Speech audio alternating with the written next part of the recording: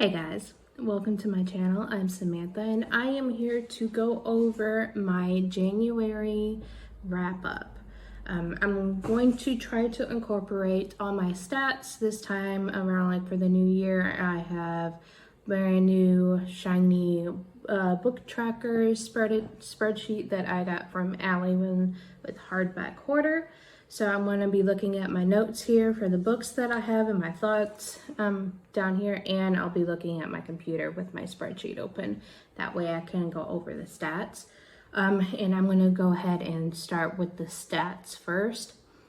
For January, I read 8 books total, which estimates at 1,343 pages read.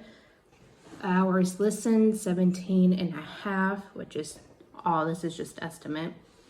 Average rating is a 7.25, which will range around 4 stars. Books acquired 2. Library books checked out 11. Rereads 2. No DNFs. I didn't start any series and I didn't have any diverse reads. For the source of my books, 2 were audiobooks, 4 was ebooks, and 2 were physical, and I didn't have any that were a mixture of any of those types. For formatting, 2 were graphic novels and 6 were novels. For audience, 4 was adult, 1 was middle grade, and 3 YA. For genres, I had 2 contemporary, 1 fantasy, 2 nonfiction, 1 sci-fi, and 1 retelling.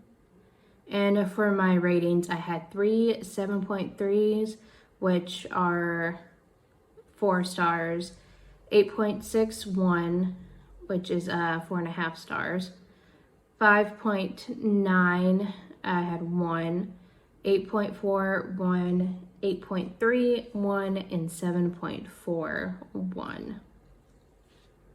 So I'm not going to try to convert all of those to what the actual star ratings are. If you're interested in what the actual star ratings are, you can find me on Goodreads. If it's a half star, I tend to make a note in the review that if it's a half star or not. But those are my stats for the month of January. Let me go into the books for the month of January. For the new year, my plan is to have the first day of the month be strictly graphic novel days. I will continue reading graphic novels and mangas throughout the rest of the month, but just for one day is dedicated only to just graphic novels. So any of the books I have going on that aren't graphic novels will be put down just for that day and come back to later on in the month. But for the first books I have is Betty Page Volume 2, Model Agent by David Avalon. I gave this 4 stars. I read this on Kindle Unlimited. I have been really enjoying the storyline and the artwork of the series, and it's starting to become one of my favorite comic series, and it is super fun.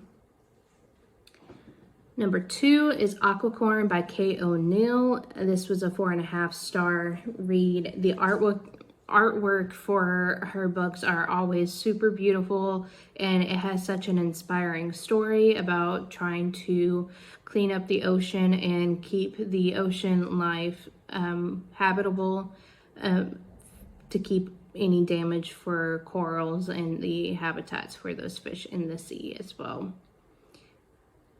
Book 3, I finished The Wise Woman's Guide to Your Healthiest Pregnancy and Birth from Preconception to Postpartum by Patricia Ladis, This was a NetGalley book that I gave 3 stars. It was a decent resource for people who are in the stage life.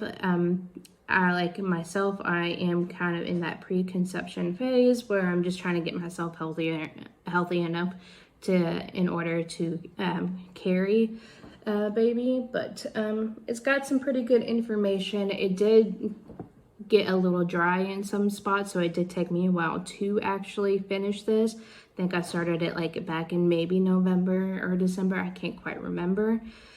But yeah, it was pretty decent. The setup for it was pretty nice, and having the different tips for different like supplements you can take during the times, and it also gave you some exercise like examples that you could do to like keep your muscles strengthened to have an easier birth. It was really a nice resource to have. Book 4 is The House in the Cerulean Sea by TJ Klune. I gave this a 4.5 stars. I listened to it as an audiobook through my library. No, not through library. I listened to it as an audio through Scribd. I definitely thought the narrator did an awesome job. The story is super sweet, so I can understand why people love it so much. It did make me a little teary at the end because of how sweet it was. So I do recommend listening to that if you are interested. Book 5 is TTFN by Lauren Miracle. I gave this 4 stars. This was a reread for me. It was very nostalgic. I rereading it because I think back when I last had read it, it was when I was in junior high. So it was definitely reminded me of that time of my life that when this book is like set in it. It does have some problematic themes in it just because of how dated the book is. There's some language in there that is not the greatest, but I do overall enjoy rereading the series, and I do have a series vlog coming out for these books that should be coming out within like the next week or two whenever this video goes up. I also read in that series Later Gator, which is the 3rd book, and I gave that 4 stars and really enjoyed that reread. Book 6 is the January pick for the So Mote Bee book club that I run, which is The Green Witchcraft, a practical guide to discovering the magic of plants, herbs, crystals, and beyond by Paige Vanderbeek. I gave this 4.5 stars. The writing is really nice. It was really speedy. I definitely enjoyed that, and I found it really informative. It didn't seem like it had any, like, not very many like repetitive information that I have received from like previous books. And I definitely made a lot of notes when I was reading this book as well. And the ebook copy that I had got from Kindle Unlimited is really beautiful as well. The formatting was set up beautifully, so I highly recommend it. And the discussion for that book is going to be on my channel. It would be actually this coming up weekend on February 4th at 1 o'clock. I doubt that I'll have this video up by then, but whenever this video goes live, you can go back and rewatch that live to see the discussion that we had about it. And the last book that I have for the month of January was 1,000 Ships by Natalie Haynes. This is a book pick for the Recreate Book Club by Ashley's Media Addiction for January. I gave it 4 stars.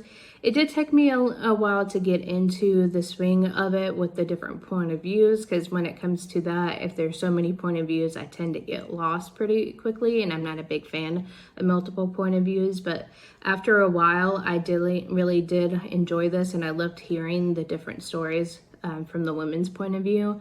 And I had listened to this as an audiobook, so the cast, or the narrator, I should say, there wasn't a full cast, but the narrator did a really good job portraying each woman's point of view. And those are my books for the month of January. Let me know in the comments below if you have read any of these, and leave me a book stack emoji if you've made it to the end of this video to let me know you were here. If you don't have anything to comment, but you want to just say hi, and like this video and subscribe to keep up to date with any of the new content that I come out in the future. And until then, you guys, bye.